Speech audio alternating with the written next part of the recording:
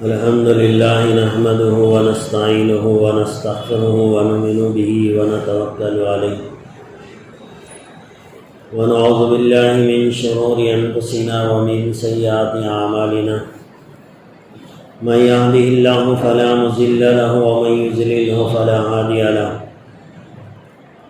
ونشهد أن لا إله إلا الله وحده لا شريك له ونشهد أن سيدنا مولانا محمدا عبده ورسوله قال الله تبارك وتعالى في القرآن المجيد والفرقان الحميد فأعوذ بالله من الشيطان الرجيم بسم الله الرحمن الرحيم وقضى ربك ألا تعبدوا إلا إياه وبالوالدين إحسانا صدق اللہ العلی العظیم۔ معزز سامعین کرام، محترم بزرگوں، عزیز نوجوان ساتھیوں، گزشتہ جمعہ آپ حضرات کے سامنے حضرت نوح علیہ السلام نے اپنی آخری وقت میں اپنی اولاد کو جو 4 نصیحتیں فرمائی تھیں اس کی کچھ تفصیل آپ حضرات کے سامنے ہے۔ آج کے اس جمعہ میں 4 گناہوں کا تذکرہ میں کرنے جا رہا۔ ویسے تو انسان اپنی زندگی میں بے شمار غلطیاں کرتا ہے، لیکن جو گناہ، جو نافرمانیاں ہوتی ہیں، اس میں بعض گناہ ایسے ہیں جسے صغیرہ گناہ کہا جاتا ہے۔ یہ صغیرہ گناہ بغیر توبہ کے بھی معاف ہو جاتے ہیں۔ انسان وضو بناتا ہے، وضو کی برکت سے اللہ تبارک و تعالیٰ گناہوں کو معاف فرماتے ہیں۔ نماز کی نیت سے آدمی اپنے گھر سے نکلتا ہے، یہ کہ قدم کے اوپر اللہ تبارک و تعالیٰ اس کے گناہ معاف فرماتے ہیں۔ اس طرح ایک نہیں، بہت ساری ایسے عبادتیں انسان انجام دیتا ہے جس کی برکت سے اللہ تبارک و تعالیٰ اس کے صغیرہ گناہوں کو بغیر توبہ کے معاف فرما دیتے ہیں۔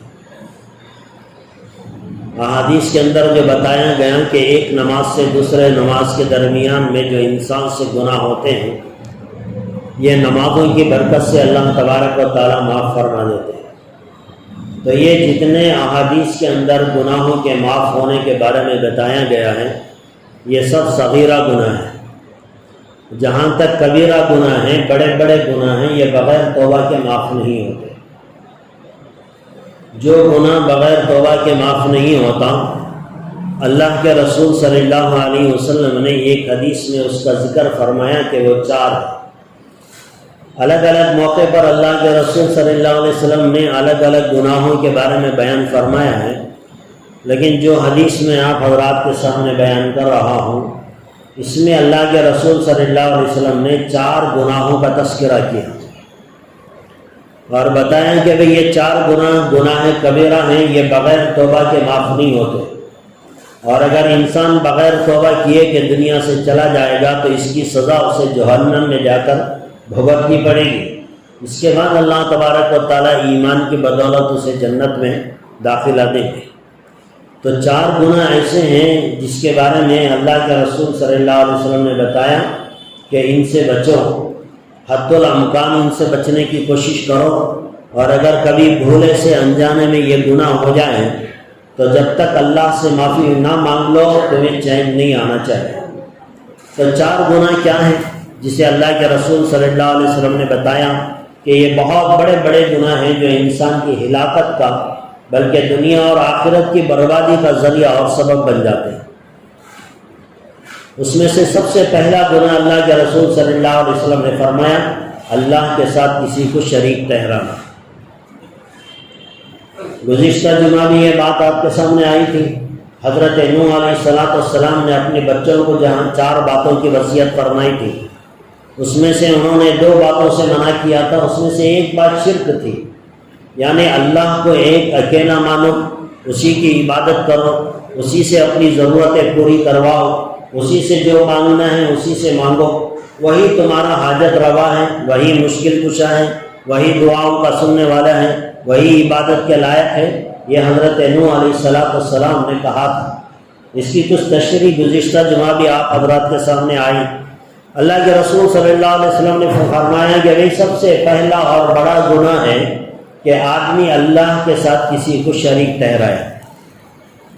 عام طور سے جب یہ شرک کی بات آتی ہے تو ہمارے ذہنوں کے اندر یہ بات آتی ہے کہ بھئی یہ بتوں کی پوجا کرنے والے، درختوں کی عبادت کرنے والے، سورج کی پوجا کرنے والے، گائے کے پیشاب کو تبرک سمجھنے والے، یہ لوگ مشرک ہوں گے، یہ لوگ تو شرک کرتے ہیں۔ ہم تو مسلمان ہیں، الحمدللہ لا الہ الا اللہ پڑھتے ہیں۔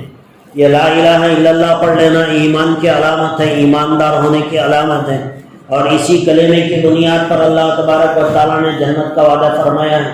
لہذا ہمارے ذہنوں کے اندر ایک بات آتی ہے، شرک تو کافر لوگ کرتے ہیں جو ایک سے کئی خداؤں کو مانتے ہیں، ان کی عبادت کرتے ہیں، اور کبھی کبھی وہ کہہ دیتے ہیں کہ بھئی اللہ بھی ہے، آسمانوں پہ رہتا ہے، وہی اسی نے بنایا، کبھی کبھی اس کا بھی اقرار کر لیتے ہیں۔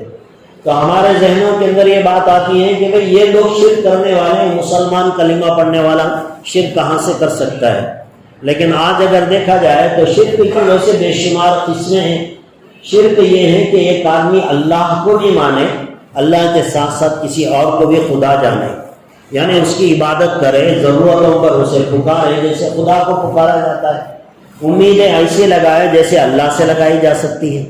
تو یہ ساری چیزیں شرک ہیں۔ اس کے اندر مسلمانوں کا بہت بڑا طبقہ آج بھی مبتلا ہے۔ وہ اپنے آپ کو مسلمان سمجھتا ہے کہ میں مسلمان ہوں، توحید پرست ہوں، ایک اللہ کو ماننے والا ہوں، لیکن انجانے میں اس سے ایسے غلطیاں ہوتی ہیں جس کے بارے میں اس کا ذہن بھی نہیں جاتا، حالانکہ وہ مشرک ہو جاتا ہے، شرک کرنے والا بن جاتا ہے۔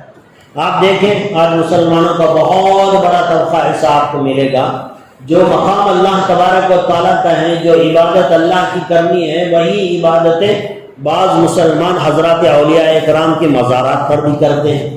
بہت سارے لوگ جاتے ہیں، وہاں سجدے کرتے ہیں، منتیں مانگتے ہیں، وہاں اپنی ضرورتیں پیش کرتے ہیں، کہ ایسے مانگتے ہیں جیسے وہ ہمارا خدا ہو، اور یہ سب اپنے آپ کو مسلمان سمجھتے ہیں۔ اللہ تبارک و تعالیٰ فرماتے ہیں وَقَضَىٰ رَبُّكَ أَلَّا تَعْبُدَ إِلَّا إِيَّاهُ، کہ یہ جو آیت کریمہ ہے قرآن کریم میں 15ویں پارے میں، یہ اللہ تبارک و تعالیٰ نے سفر معراج میں عطا فرمایا تھا۔ یہ احکامات دیے تھے کہ اللہ کے علاوہ کوئی عبادت کے لائق نہیں، سجدہ کرنا عبادت ہے، سجدہ سوائے اللہ کے اور کسی کو نہیں کیا جا سکتا۔ زندے ولی ہو، اولیاء اکرام ہیں، ادب ضروری ہے، ان کا اکرام ضروری ہے، ان کو فالو کرنا ضروری ہے، ان کی اطاعت ضروری ہے، ان کے نقش قدم پر چلنا ضروری ہے، لیکن عبادت ان کی نہیں کی جائے گی، عبادت تو اللہ کی جائے گی، اللہ والوں کی عبادت نہیں ہو سکتی۔ تو اللہ تبارک و تعالیٰ نے صاف کہا وَقَضَىٰ رَبُّكَ أَلَّا تَعْبُدُ إِلَّا إِيَّاهُ، ایک ہی ذات ہے اللہ کی جس کی عبادت کی جا سکتی ہے، سجدہ صرف اللہ کا ہو سکتا ہے۔ آپ نے 10 مرتبہ سنا ہوگا حضرات صحابہ اکرام رضوان اللہ تعالیٰ علیہم اجمعین بعض مقامات پہ گئے تو دیکھا کہ وہاں کے لوگ ان کے بادشاہ کو سجدہ کرتے ہیں، اور وہ آ کر اللہ کے رسول صلی اللہ علیہ وسلم سے کہا یا رسول اللہ صلی اللہ علیہ وسلم، وہاں کے لوگوں کو ہم نے دیکھا کہ وہ اپنے بادشاہ کو سجدہ کرتے ہیں، بڑا ادب کرتے ہیں، بڑا مانتے ہیں، اسے سجدہ کرتے ہیں، آپ تو ہماری نگاہ میں اس سے بھی بڑا اونچا مقام رکھتے ہیں، آپ کی شان، آپ کا مقام تو ہماری نگاہ میں اس بادشاہ سے بھی زیادہ ہے۔ ہم اپنی ماں باپ کو قربان کر دیں، ہم اپنی اولاد کو قربان کر دیں، ہم اپنی جانوں کو آپ کے نام پر قربان کر دیں۔ جب ایسے لوگ معمولی حیثیت رکھنے والے بادشاہ کو سجدہ کر رہے ہیں تو آپ ہمیں اجازت دیں کہ ہم بھی آپ کا سجدہ کر لیں۔ کائنات میں اللہ کے بعد اگر کوئی اونچی ذات ہو سکتی ہے تو وہ رسول اللہ صلی اللہ علیہ وسلم کی ذات ہے۔ اللہ کے بعد اللہ کے رسول صلی اللہ علیہ وسلم کا مقام ہے، ان کے مقام سے تو کوئی نہیں بڑھ سکتا۔ اللہ تبارک و تعالیٰ کی جو عبادتیں خاص ہیں، جیسے سجدہ کرنا، نماز پڑھنا، روزے رکھنا، دعائیں مانگنا، یہ سب عبادتیں ہیں۔ یہ عبادتیں صرف اللہ کے، نماز اللہ کی پڑھی جائے گی، سجدے اللہ کے کیے جائیں گے، روزے صرف اللہ کے نام کے رکھے جائیں گے، اور دعائیں صرف اللہ سے مانگی جائیں گی۔ ان کے علاوہ کسی اور کی نماز پڑھنا، ان اللہ کے علاوہ کسی اور کے نام کا روزہ رکھنا، اللہ کے علاوہ کسی اور سے مدد مانگنا، یہ تمام چیزیں شرک ہیں۔ اللہ تبارک و تعالیٰ فرما رہے ہیں ان اللہ لا یغفر ان یشرک بہ ویغفر ما دون ذلک لمن یشاء. دنیا کے بڑے بڑے گناہ ہو، زنا کیا ہو، شراب پیا ہو، جوا کھیلا ہو، اللہ کہتے ہیں میں چاہوں میرا رحم، میری رحمت اگر برس جائے میں یہ سارے گناہ آن کے آن میں معاف کر سکتا ہوں، لیکن شرک بغیر توبہ کے میں معاف نہیں کروں گا. شرک بھی اگر ہو گیا انجانے میں تو توبہ کرنے سے اللہ تبارک و تعالیٰ معاف فرما لیتے ہیں، لیکن بغیر توبہ کیے کہ شرک کو اللہ تبارک و تعالیٰ بالکل معاف نہیں فرماتے. تو آج بھی امت میں مسلمانوں کا ایک بہت بڑا طبقہ مسجد میں آتا ہے، اللہ کی عبادت کرتا ہے، ایاک نعبد و ایاک نستعین کہتا ہے، اللہ میں تیری عبادت کرتا ہوں، تجھی سے مدد مانگتا ہوں، یہاں کہتا ہے، مسجد سے باہر جاتا ہے، کبھی کسی خبر کے پاس چلے گئے، وہاں سجدے ہو رہے ہیں، وہاں دعائیں مانگی جا رہی ہیں. یہ ساری چیزیں انسان کو شرک میں مبتلا کرتی ہیں. سجدہ جب اللہ کے علاوہ اللہ کے رسول کو جائز نہیں. اللہ کے رسول صلی اللہ علیہ وسلم کے سامنے جب صحابہ نے یہ بات کہی کہ ہم بھی آپ کو سجدہ کر لیں، اس میں کیا حرج ہے، اللہ کے رسول صلی اللہ علیہ وسلم نے فرمایا دیکھو سجدہ صرف اللہ کا کیا جا سکتا ہے. اگر اللہ کے بعد اس کائنات میں، اس دنیا میں اللہ کے علاوہ کسی اور کو سجدہ کرنا جائز ہوتا تو میں بیوی کو حکم دیتا کہ وہ اپنے شوہر کا سجدہ کر لے. یعنی سجدہ اللہ کے علاوہ کسی اور جگہ پہ جائز ہونے کی کوئی شکل ہی نہیں ہے، کوئی صورت نہیں ہے. کسی طرح سے ہم اپنا ماتھا، اپنا سر، اپنی پیشانی سوائے اللہ کے در کے کسی اور کے سامنے جھکا نہیں سکتے. اگر یہ سر کسی اور کے سامنے جھکتا ہے تو یہ شرک ہے، اللہ تبارک و تعالیٰ اسے معاف نہیں فرماتے. تو اللہ کے رسول صلی اللہ علیہ وسلم نے کہا کہ بھئی پہلا بڑا گناہ، 4 بڑے گناہوں کا تذکرہ اللہ کے رسول صلی اللہ علیہ وسلم نے کیا صحابہ کے سامنے. تو اس میں سب سے پہلا جو گناہ کبیرہ کا ذکر کیا، گناہ کبیرہ ہے، شرک ہے، بہت بڑا گناہ ہے، حرام ہے. اللہ کے علاوہ کسی اور کا سجدہ کرنا اسلام میں حرام ہے، حرام ہے، حرام ہے. کوئی شکل نہیں، کوئی صورت نہیں. ماں باپ بڑی اونچا مقام ہے، لیکن سجدہ ماں باپ کے لیے بھی جائز نہیں.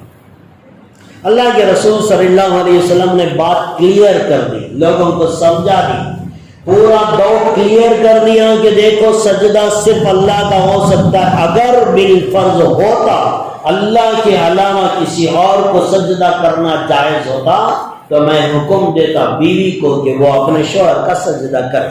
تو بات کلیئر ہو گئی، کسی کا سجدہ نہیں، نبی کا بھی سجدہ نہیں، ولی کی خبر کا بھی سجدہ نہیں. زندہ اگر کوئی اولیاء اللہ سے ملاقات ہو جائے تو ان کا بھی سجدہ نہیں ہو سکتا. ادب ہو سکتا ہے، ادب، اکرام، یہ ساری چیزیں ہو سکتی ہیں، لیکن عبادت صرف اللہ کی جائے گی. تو اللہ کے رسول صلی اللہ علیہ وسلم نے فرمایا 4 گناہوں میں سب سے پہلا گناہ شرک ہے، اللہ کے ساتھ کسی اور کو شریک نہ ٹھہرائے. مانگنا ہے اللہ سے مانگے، ہماری ضرورتیں مانگنے والے، ہماری ضرورتیں پوری کرنے والی ذات صرف اللہ کی ہے. مانگنا بھی صرف اللہ سے ہے، اللہ کے علاوہ کسی اور سے کوئی چیز. بیمار پڑ گئے، صحت مانگنا ہے، علاج کروا لو، سنت طریقہ ہے. علاج کرانا اس لیے کہ دنیا دار الاسباب ہے، اللہ نے حکم دیا اسباب کو اختیار کرو. تو علاج ہم ڈاکٹر سے کرائیں گے، لیکن بیماری کی صحت کے لیے دعا اللہ سے مانگیں گے. شادی ہو گئی، بچے پیدا نہیں ہو رہے، اولاد نہیں ہو رہی ہے، تو علاج ڈاکٹر سے کرائیں گے، لیکن دعا صرف اللہ سے مانگیں گے. اولاد کا دینے والا اللہ ہے، صحت کا دینے والا اللہ ہے، بیماری بھی اسی نے دیا ہے، لا ولد اسی نے بنایا ہے.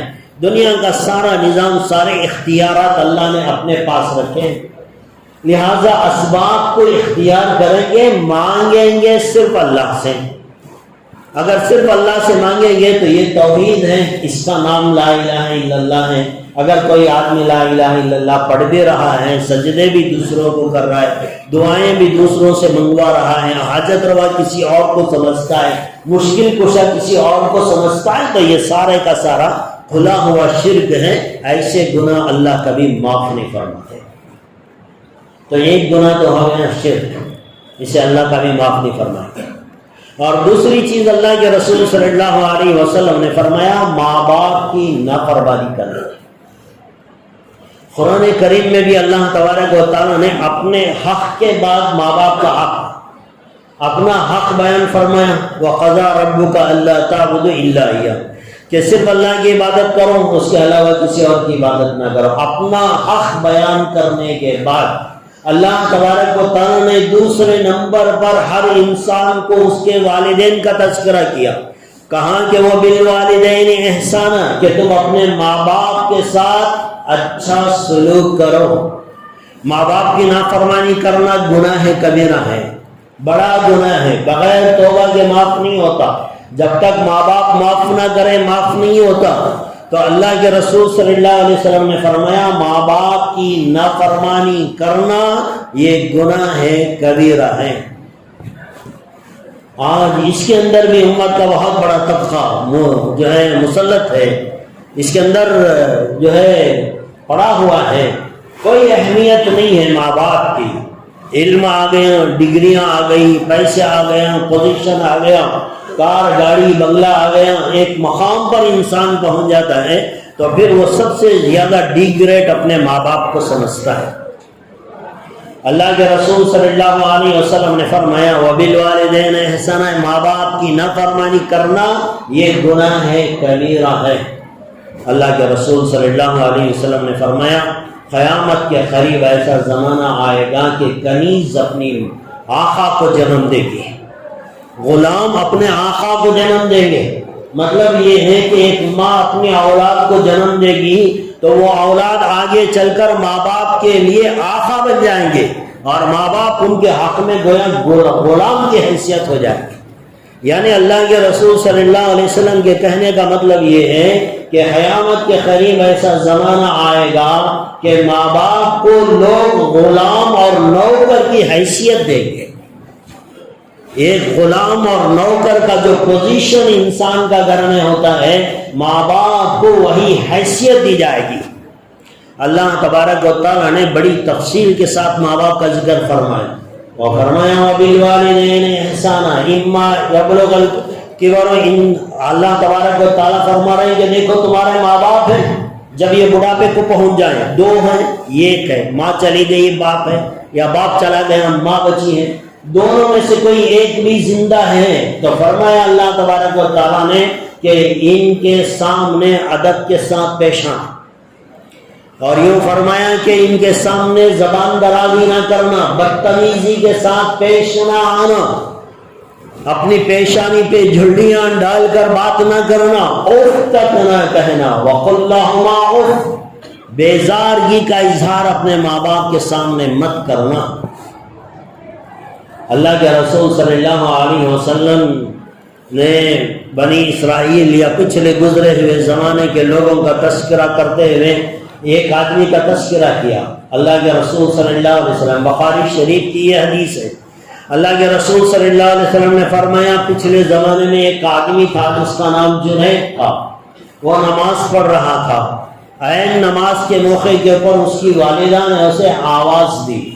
حضرات فقہاء کرام کے درمیان میں ایک لمبی چوڑی بحث ہے کہ اولاد اگر نماز پڑھ رہی ہو، ماں باپ اگر کسی ضرورت سے اولاد کو پکارے تو نماز قائم رکھنا ہے یا توڑ دینا ہے یا ماں باپ کا جواب دینا ہے، اس کے بارے میں کافی بحث ہوئی ہے۔ اللہ کے رسول صلی اللہ علیہ وسلم نے فرمایا کہ پچھلے زمانے میں ایک آدمی جنید نام کا تھا، وہ نماز پڑھ رہا تھا، اس کی ماں اسے آواز دینے لگی۔ جب ایک مرتبہ آواز دی، دو مرتبہ آواز دی، تین مرتبہ آواز دی، اب یہ جو آدمی نماز پڑھ رہا تھا وہ تھوڑا کنفیوژن میں تھا کہ بھئی کیا کرو، نماز توڑ دو یا پھر ماں کی بات سنو۔ ایک طرف ماں ہے، ایک طرف اللہ کی عبادت ہے، سمجھ میں نہیں آ رہا تھا کہ مقام کسے دوں، نماز توڑ دوں، نماز بھی بڑی عبادت ہے، اللہ کے سامنے کھڑا ہوں، پتہ نہیں اللہ ناراض کہیں نہ ہو جائے، اب ماں پکار رہی ہے تو ماں کا جواب دوں۔ تھوڑا یہ کنفیوژن میں تھا کہ ماں نے 1 سے 3 مرتبہ آواز دی، بیٹے نے نماز نہیں توڑی اور ایسے ہی نماز میں مشغول رہا۔ تو اللہ کے رسول صلی اللہ علیہ وسلم نے فرمایا اس جنید کی ماں نے جب 3 مرتبہ آواز دی، بیٹے نے اس کا جواب نہ دیا تو ماں کی زبان سے بد دعا کے الفاظ نکل گئے۔ ماں نے کہہ دی کہ اے اللہ اسے اس وقت تک موت نہ دینا جب تک اس کا واسطہ بازاری عورتوں سے نہ پڑ جائے، یعنی زندگی میں کسی بازاری عورت سے اس کا پالن نہ پڑ جائے تب تک اسے موت نہ دینا۔ ماں کی زبان سے یہ الفاظ نکل گئے، زمانہ گزر گیا، وقت گزر گیا، ایک وقت آیا کہ ایک بازاری عورت، بکریاں چرانے والی گھٹیا قسم کی عورت نے اس عبادت گزار انسان کے اوپر تہمت لگا دی اور یوں کہا کہ ابھی میں نے بچہ جنم دیا ہے، یہ بچہ اسی کا پیدا کیا ہوا ہے، اس نے میرے ساتھ زنا کیا، بدسلوکی کی، جس کی وجہ سے یہ بچہ پیدا ہوا۔ لوگوں میں چرچا ہو گیا، شہر میں بات پھیل گئی، جتنی عزت کی جاتی تھی اس کے عبادت کی اور اس کے پرہیزگاری کی ساری مٹی میں مل گئی۔ لوگ جمع ہو گئے، لوگ تانے دینے لگے اور سارے شہر کے اندر بدنام ہو گئی۔ آخر میں اس عورت نے کہا، سارے مجمع کے سامنے، قاضی کے سامنے کہا کہ یہ بچے کا باپ یہی جنید ہے، دیکھنے میں بڑا عبادت گزار ہے، لیکن اس نے تو میرے ساتھ زنا کیا، بدکاری کی، جس کی وجہ سے یہ بچہ پیدا ہوا۔ تو وہ جنید آدمی جو عبادت گزار تھا اس نے کہا کہ وہ بچہ کہاں ہے؟ بچے کو لایا گیا۔ اب اس بچے سے جنید نے خود پوچھ لیا کہ بھئی تو بتا دے کہ بھئی تیرا اصل میں باپ کون ہے۔ اب وہ دودھ پیتا ہوا بچہ تھا، اس نے تو اسی موقع کے اوپر اللہ تبارک و تعالیٰ نے اسے گویائی عطا فرمائی اور اس بچے نے کہہ دیا کہ میرا باپ ایک بکریاں چرانے والا ہے، یہ جنید میرا باپ نہیں ہے۔ کلیئر ہو گیا، بدنامگی سے بچ گیا۔ لیکن فتنہ تو زندگی میں آیا، شہر میں بدنامگی ہوئی۔ یہ اصل میں کس وجہ سے ہوئی کہ وہ نماز کی حالت میں ماں کی بات پہ توجہ نہ دینے کا نتیجہ یہ نکلا کہ بعد میں تو کلیئر ہو گیا، مل گئی، عزت مل گئی، لیکن تھوڑا زمانہ جو ہے وہ بدنامگی کا گزرا۔ یہ فتنہ تھا اور یہ فتنہ کوئی کم نہیں ہوتا جب انسان، ایک اچھے خاصے انسان، عزت دار انسان پہ تھوڑی ہی دیر کے لیے کوئی بدنامگی کا دھبا لگ جائے، یہ ذلت کوئی معمولی ذلت نہیں ہوتی۔ تو یہ جو ذلت اس نے اٹھائی، اللہ کے رسول صلی اللہ علیہ وسلم نے بتایا یہ اصل میں ماں کی نافرمانی کا یا ماں کی بات نہیں ماننے کا نتیجہ ہے۔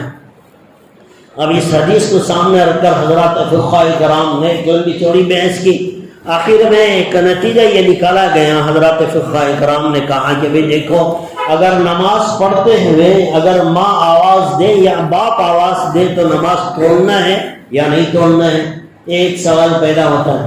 تو حضرات علماء کرام نے کہا کہ دیکھو، اگر تمہارے ماں باپ کو پتہ ہے کہ تم نماز پڑھ رہے ہو، یعنی آلریڈی ان کے علم میں ہے کہ تم نماز پڑھ رہے ہو، تو نماز پڑھنے کا علم ان کو ہونے کے باوجود اگر وہ تمہیں آواز دے رہے ہیں، پکار رہے ہیں، تو معلوم ہوتا ہے کہ کوئی بہت زیادہ امپورٹنٹ کام ہے۔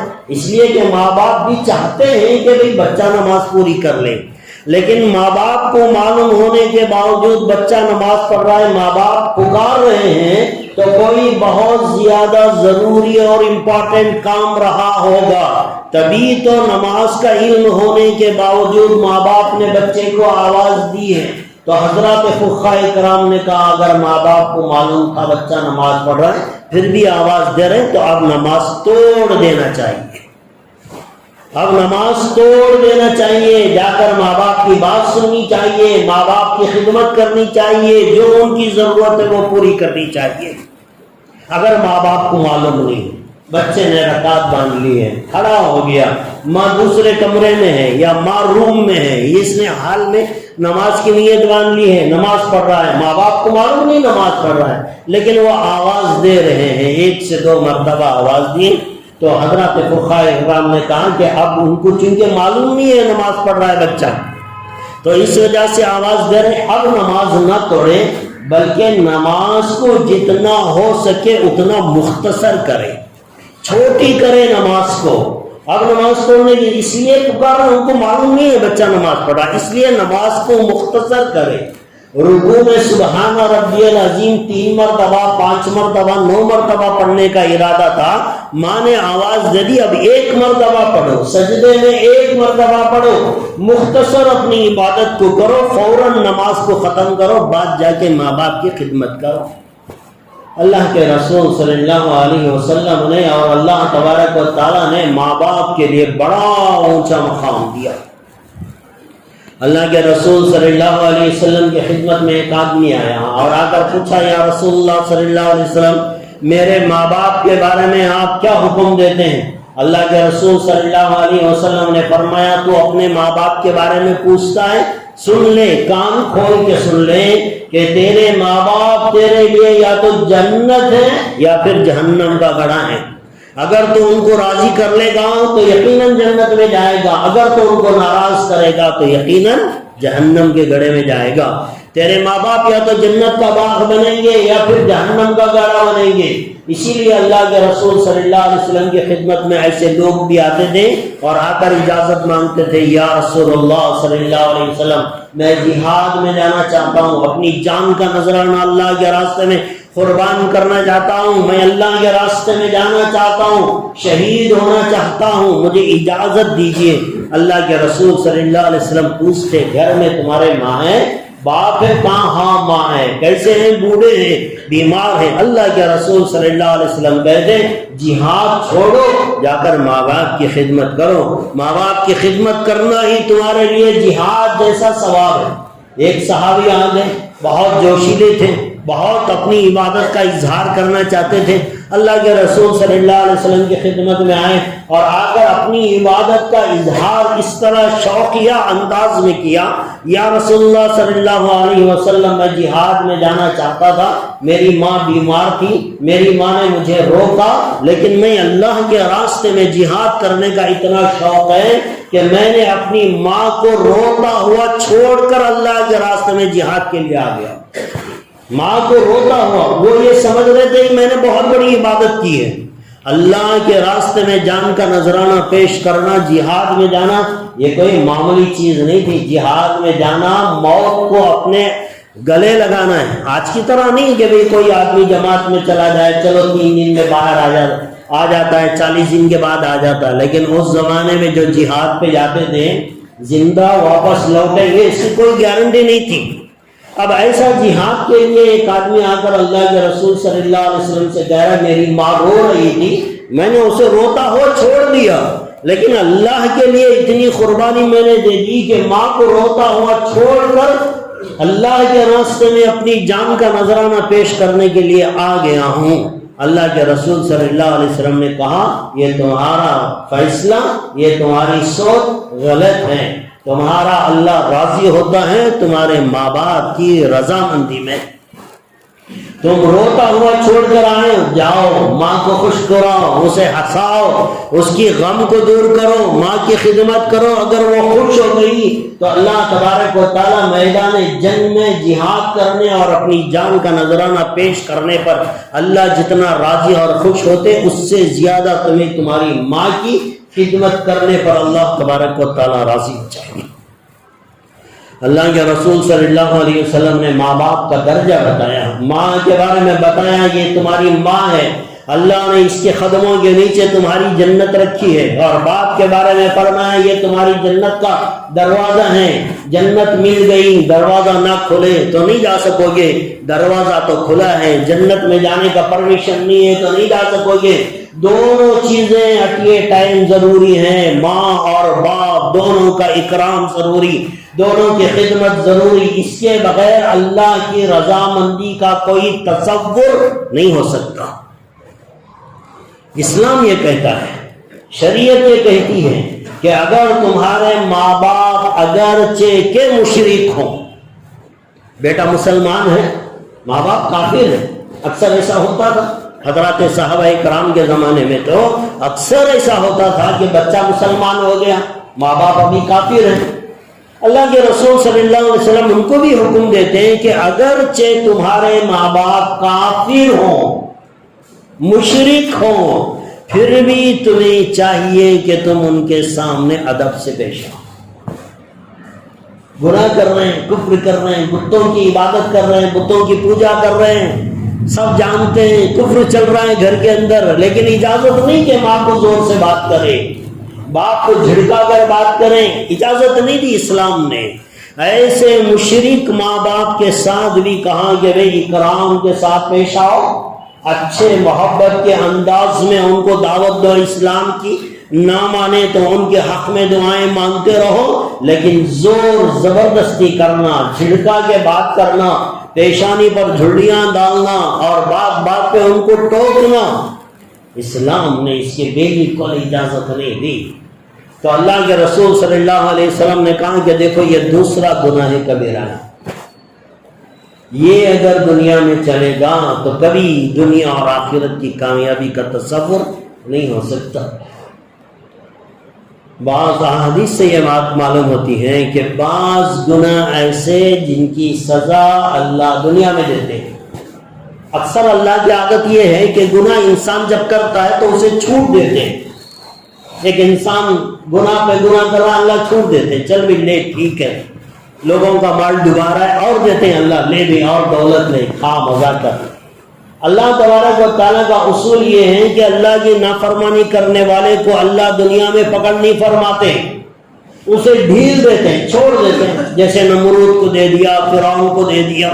فرعون کے بارے میں آتا ہے 300 سال گزر گئے، سر میں درد نہیں آیا، اتنی اچھی زندگی اللہ دے رہے ہیں، حالانکہ وہ کہہ رہے ہیں انا ربکم الاعلی، میں ہی بہت بڑا خدا ہوں۔ اللہ کی اتنا جو ہے کمپٹیشن کر رہا ہے، لیکن پھر بھی اللہ اسے دے رہے ہیں، لے بھی لے اور مزہ کر، چھوٹ دیتے ہیں۔ دنیا میں انسان جب اللہ کی نافرمانی کرتا ہے، اللہ دنیا میں اس کی پکڑ نہیں فرماتے، چھوڑ دیتے ہیں، ڈھیل دیتے ہیں اور موقع دیتے ہیں، اور کر جتنا کر سکتا ہے کر لے میری نافرمانی۔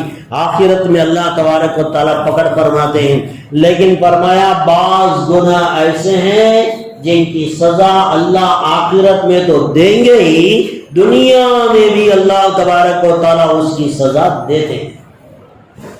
اس میں سے ایک گناہ ماں باپ کی نافرمانی، ماں باپ کے ساتھ نافرمانی کرنے والا، برا سلوک کرنے والا، وہ آخرت میں جو سزا بھگتے گا وہ تو بھگتے گا ہی، لیکن دنیا کے اندر بھی چین، سکون و راحت والی زندگی اسے میسر نہیں ہوگی۔ اللہ پکڑ فرمائیں گے، دنیا میں بھی عذاب میں مبتلا کریں گے، آخرت میں بھی عذاب میں مبتلا کریں گے۔ دنیا اور آخرت کے درمیان میں ایک وقت آتا ہے انسان کی موت کا، جب انسان اپنے ماں باپ کو ستاتا ہے، پریشان کرتا ہے۔ اللہ کے رسول صلی اللہ علیہ وسلم کے دور کا واقعہ آپ نے دسیوں مرتبہ سنا کہ ایک صاحب کا انتقال ہو رہا ہے، لوگ اسے کلمہ پڑھانے کی کوشش کر رہے ہیں، کلمہ زبان سے نہیں نکل رہا ہے۔ اللہ کے رسول صلی اللہ علیہ وسلم نے پوچھا ان کی ماں زندہ ہے؟ کہاں ہاں زندہ ہے۔ پوچھو ذرا ماں کا رویہ، ماں کے ساتھ کیا رویہ تھا؟ ماں نے کہا کہ بھئی میرا بیٹا مجھے بہت ستایا کرتا تھا، میں اس سے ناراض ہوں۔ اللہ کے رسول صلی اللہ علیہ وسلم نے کہا تم اپنے بچے کو معاف کر دو، تمہاری ناراضگی کی وجہ سے موت کے وقت آپ کے بچے کو کلمہ نصیب نہیں ہو رہا ہے، تمہاری ناراضگی کی وجہ سے۔ آج ماں باپ کو جھڑک دینا بہت آسان ہے، پوزیشن ہے، کمانے والے تم ہو، تمہارے ماتحت میں چلتے ہیں، تمہارے انڈر میں پلتے ہیں، تمہارے روٹی روزی کے محتاج ہیں، وہ تمہارا گھر چھوڑ کر نہیں جا سکتے، وہ آج کمزور پڑ گئے، تمہارے پاس نوکر چاکر، بلڈنگ، کاریں، ساری پوزیشنیں آ گئے۔ اب ماں باپ جو ذرا بات کرتے ہیں تو چڑچڑاہٹ بچے کے اندر آتی ہے۔ آج جھڑکا دو اپنے ماں باپ کو، لیکن اس کا نتیجہ مرنے سے پہلے بھی، موت کے وقت بھی، مرنے کے بعد بھی، یہ تینوں جگہ انسان کو بھگتنا پڑے گا جو اپنے ماں باپ کو جو ہے نافرمانی کرتا ہے، ستاتا ہے، تکلیف دیتا ہے۔ ایسی اولاد نہ تو دنیا میں کامیاب ہو سکے گی نہ آخرت میں۔ تو اللہ کے رسول صلی اللہ علیہ وسلم نے دوسرا گناہ بتایا کہ بھئی ماں باپ کی نافرمانی کرنا یہ گناہ کبیرہ ہے۔ بعض لوگ ہوں گے جن سے غلطیاں ہو گئی، لیکن ماں باپ دنیا سے چلے گئے، اب ان کو پچھتاوا ہو رہا ہے کہ بھئی کیا کریں، میرے ماں باپ چلے گئے، زندگی میں نے ان کے ساتھ بڑی زبان درازی کی، وہ چلایا، زبان چلایا، اور اللہ معاف کرے بہت سارے نے تو اپنے ہاتھ بھی چلائے، بہت سارے نے تو اپنے ہاتھ بھی چلائے، اب دنیا سے چلے گئے ماں باپ، اب کیا کریں؟ اللہ کے رسول صلی اللہ علیہ وسلم نے فرمایا دیکھو ماں باپ کو راضی کیے بغیر جنت میں جانا تو مشکل ہے، نہیں جا سکتے۔ اب ماں باپ دنیا میں ہیں نہیں، وہ تو چلے گئے خبر کی گڑھے میں چلے گئے آرام کر رہے. تو اللہ کے رسول صلی اللہ علیہ وسلم نے ایک راستہ یہ بتایا, اتنی مغفرت کی دعا اور اتنی کثرت سے ان کی دعائیں مغفرت مانگو کہ اللہ تبارک و تعالیٰ تمہارا شمار ماں باپ کے فرما بردار بچوں میں شمار کر لے. یعنی ہمیشہ اپنے ماں باپ کے نام سے صدقہ کر رہے ہیں, خیرات کر رہے ہیں, کبھی مسجد کو دے رہے ہیں, کبھی مدرسے کو دے رہے ہیں, اور ان کے حق میں روزانہ دعائیں مغفرت مانگ رہے ہیں, کچھ روزانہ پڑھ کر ایصال ثواب کر رہے ہیں. اس طرح اگر جو ماں باپ گزر چکے ہیں, جن کے ماں باپ دنیا سے چلے گئے ہیں, اگر اولاد اپنی جوانی میں اپنے زندے پن میں ماں باپ کی اگر اس طرح نافرمانی کر بیٹھی ہے, تو ایک راستہ یہ ہے کہ وہ اپنے ماں باپ کا فرما بردار بننے کے لیے ان کے لیے خوب ثواب پہنچانے کے کام کرے. اور دوسرا راستہ یہ ہے کہ ماں باپ کے جو خاص اٹھنے بیٹھنے والے تھے ان کے ساتھ اچھا سلوک کرے.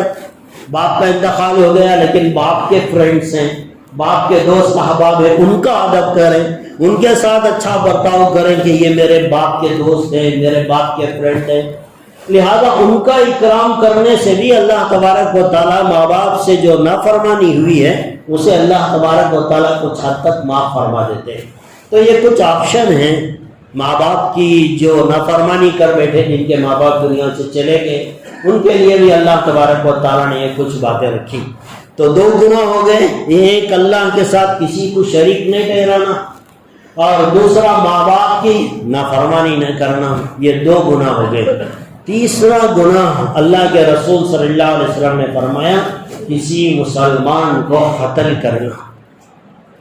کسی بھی مسلمان کو قتل کرنا. قتل کرنا یہ بہت بڑا گناہ ہے.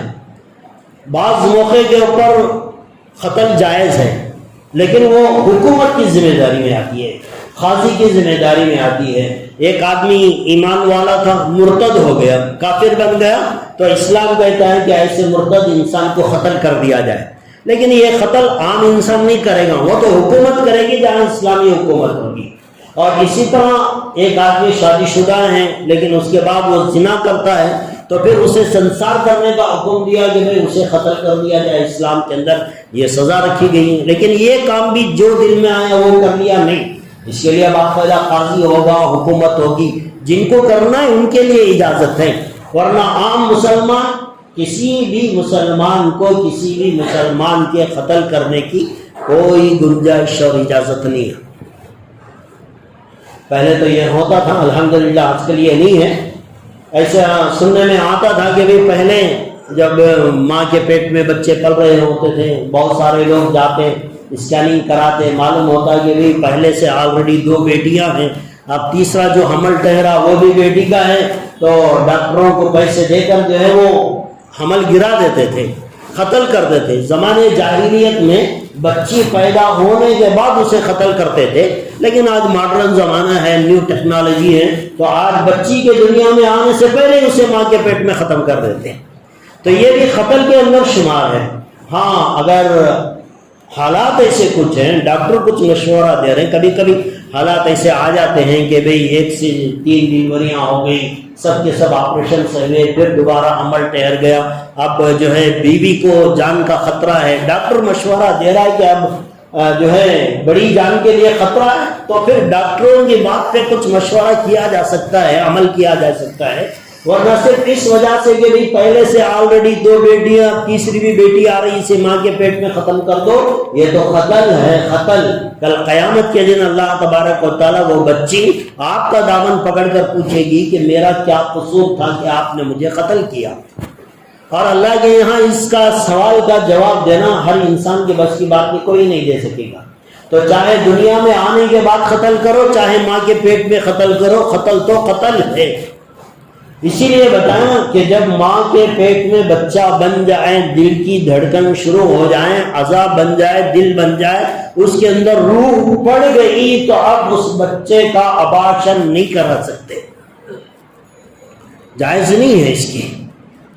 تو بہت ساری مجبوری کی صورتیں ہو سکتے ہیں, وہ آپ ڈاکٹروں سے مشورہ کر کے کر لیں, لیکن شریعت یہ کہتی ہے کہ بھئی کسی بھی زندہ انسان کو قتل کرنا جائز نہیں, چاہے ماں کے پیٹ میں کرو چاہے دنیا کے پیٹ میں کرو. دنیا میں آ جانے کے بعد کرو یا دنیا میں آنے سے پہلے کرو، بہرحال یہ قتل گناہ کبیرہ ہے، کل کو قیامت کے دن اللہ اس کا حساب لے گے۔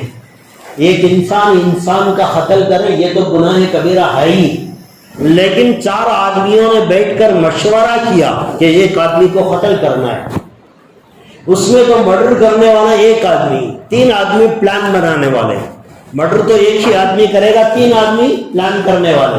فرمایا کہ جتنے آدمی اس کے پلاننگ میں، اس کے مرڈر کرنے میں، اس کے مارنے میں کتنے آدمیوں نے حصہ لیا، سب کو اللہ تبارک و تعالی جہنم میں ڈالے۔ ایک آدمی کا قتل میں کتنے افراد شریک تھے، ملوث تھے، جتنے لوگوں نے پلاننگ کی، یہ سب کے سب اللہ تبارک و تعالیٰ کہیں گے تم سب قاتل ہو، مسلمان کا قتل کیا ہے، لہذا تمہیں جہنم کے گڑھے میں ڈالا جائے۔ تو خیر یہ تیسری چیز، اس کی زیادہ تفصیل کی ضرورت نہیں ہے، تو یہ تیسرا گناہ کبیرہ ہے کہ کوئی مسلمان کا قتل کرے۔ چوتھی چیز، یہ میرا خیال سے آج کے دور میں بہت ضروری ہے، اور اللہ کے رسول صلی اللہ علیہ وسلم نے جب یہ 3 کبیرہ گناہوں کا ذکر کر رہے تھے، اللہ کے رسول صلی اللہ علیہ وسلم تکیے کو ٹیک لگا کر بیٹھے تھے، اطمینان سے بیٹھے، صحابہ سامنے ہیں، تکیہ پیچھے لگا ہے، اللہ کے رسول صلی اللہ علیہ وسلم اطمینان سے بیٹھ کر کہہ رہے ہیں کہ 4 گناہ کبیرہ، اللہ کے ساتھ کسی کو شریک ٹھہرانا، ماں باپ کی نافرمانی کرنا، کسی مسلمان کا قتل کرنا، یہ 3 گناہ گنوائے۔ اللہ کے رسول صلی اللہ علیہ وسلم آرام سے بیٹھے تھے، لیکن جب چوتھا گناہ کہنے کی باری آئی، اللہ کے رسول صلی اللہ علیہ وسلم نے تکیہ چھوڑ دیا، اٹھ کر بیٹھ گئے، اطمینان سے سب کی طرف متوجہ ہوئے۔ 3 گناہوں کو اللہ کے رسول نے ایک بار کہا کہ اللہ کے ساتھ شریک نہ ٹھہرانا، ماں باپ کی نافرمانی نہ کرنا، مسلمان کا قتل نہ کرنا، لیکن جب چوتھا گناہ کبیرہ بیان کرنے کا وقت آیا، اللہ کے رسول نے تکیہ چھوڑ دیا، لوگوں کی طرف متوجہ ہوا اور اس چوتھے گناہ کو ایک بار کے بجائے 3 مرتبہ دہرایا کہ دیکھو یہ چوتھا گناہ ہے، 3 مرتبہ دہرایا کہ یہ گناہ مت کرنا۔ اور چوتھا گناہ کیا ہے؟ اللہ کے رسول صلی اللہ علیہ وسلم نے فرمایا شہادت الزور، جھوٹی گواہی دینا۔ 3 مرتبہ اللہ کے رسول نے فرمایا یہ گناہ کبیرہ ہے، جھوٹی گواہی دینا گناہ کبیرہ، جھوٹی گواہی دینا گناہ کبیرہ، جھوٹی گواہی دینا گناہ کبیرہ ہے۔ اب عام طور سے ہماری تو سمجھ میں یہی آتا ہے کہ جھوٹی گواہی دینے کا مطلب یہ ہے کہ کورٹ میں جائیں گے، عدالت میں کھڑے ہوں گے، کسی کا کیس چل رہا ہوگا، اب اس کے وٹنس کے باکس میں کھڑے ہو کر ہم کو یہ بات جھوٹی کریں گے تو اسے کہتے ہیں جھوٹی گواہی دینا۔ یہ تو بات ہماری سمجھ میں آتی ہے، اور ہم بھی یہ سمجھتے ہیں ہم کون سا روزانہ کورٹ میں جاتے ہیں، کون سی کس کے بارے میں گواہی دیتے ہیں، لہٰذا یہ گناہ تو ہماری زندگی میں ہے ہی نہیں، یہی ہم سمجھتے ہیں۔ لیکن اس کی تشریح کرنے والے حضرات محدثین اکرام نے بتایا جھوٹی گواہی کے بہت سارے طریقے دنیا میں ایجاد ہو گئے، جھوٹی گواہی کے بہت سارے طریقے دنیا میں ایجاد ہو گئے۔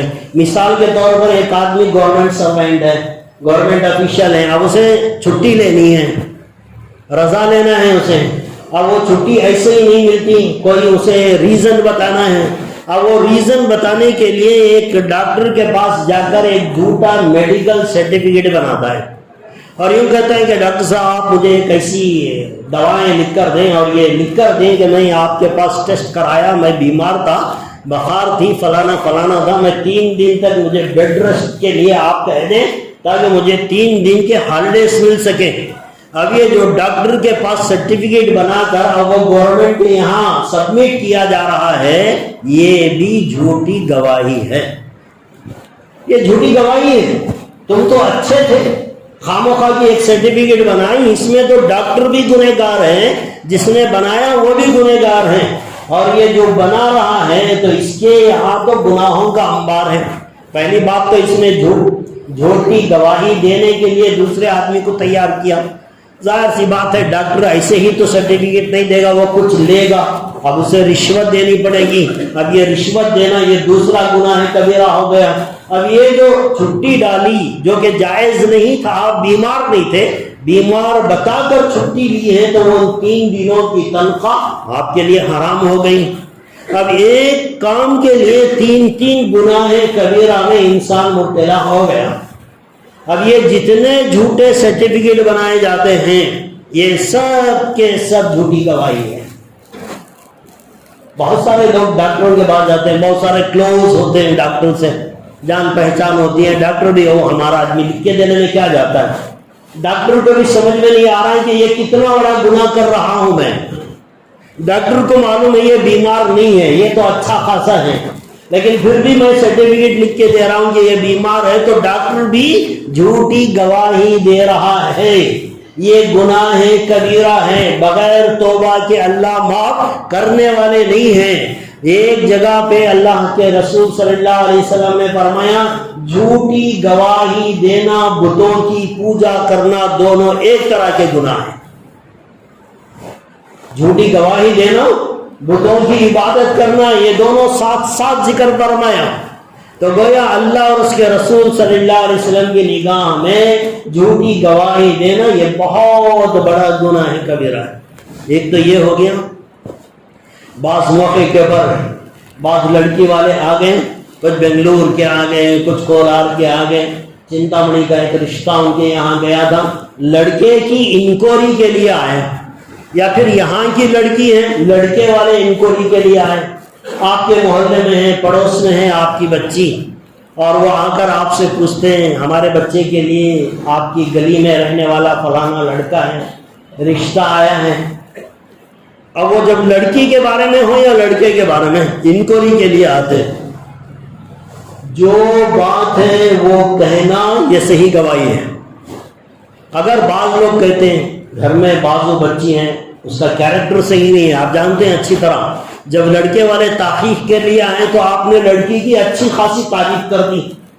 اب لوگ اب آپ کیا سمجھ رہے, کیسا کی بچی کا گھر آباد ہوگا تو بس, کیسا کی بچی کی زندگی آباد ہوگی تو بس. آپ جھوٹی گواہی دے کر بچی کی زندگی آباد کرنے کی سوچ رہے, جس کے گھر میں جائے گی وہ گھر پورا برباد ہو جائے گا, اس کا ذمہ دار کون ہے؟ ارے بھائی آپ تو ایک لڑکی کی زندگی کے بارے میں سوچ رہے, وہاں تو پورا گھرانہ برباد ہو جائے گا جب یہ لڑکی وہاں جائے گی. آپ سے کسی چیز کے بارے میں کوئی انکوائری کرتا ہے تو صاف صاف بتانا, یہ آپ کی ذمہ داری ہے. جھوٹ موٹ میں بچی کا گھر کھڑ جاندے, بچی کی زندگی آباد ہو جاندے, کیسا کی چاپ جھوٹ بول دو بچی کی زندگی کھڑا لیں گے, یہ سب غیروں میں ہو سکتا ہے. اسلام اس کی اجازت بالکل نہیں دیتا.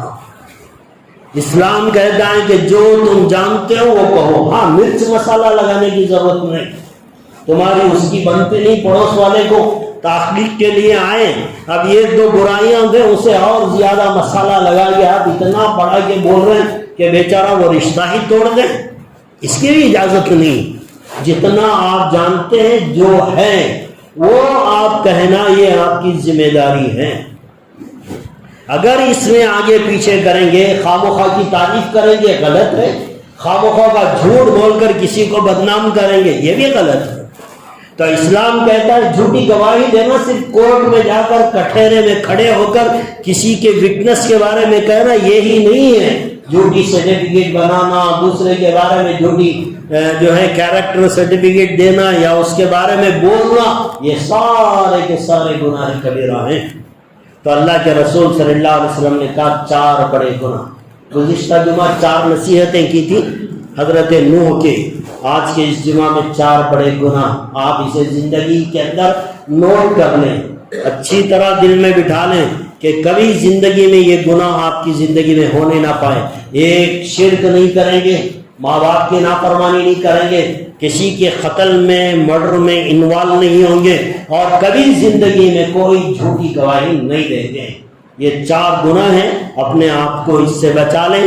ہو سکتا ہے باقی گناہ ہیں اللہ تبارک و تعالیٰ اپنے فضل سے معاف فرما سکتا ہے, لیکن یہ گناہ اللہ بغیر توبہ کے معاف نہیں کریں گے, لہٰذا اس سے بچنے کی کوشش کریں. اللہ تبارک و تعالیٰ سے دعا ہے اللہ مجھے بھی آپ کو بھی بلکہ ہر ایک مسلمان کو ان چاروں بڑے گناہوں سے بچنے کی اللہ ہم سب کو توفیق عطا فرمائے، ہم سب کا خاتمہ ایمان پر فرمائے۔ آمین وآخر دعوانا الحمدللہ۔ جو آپ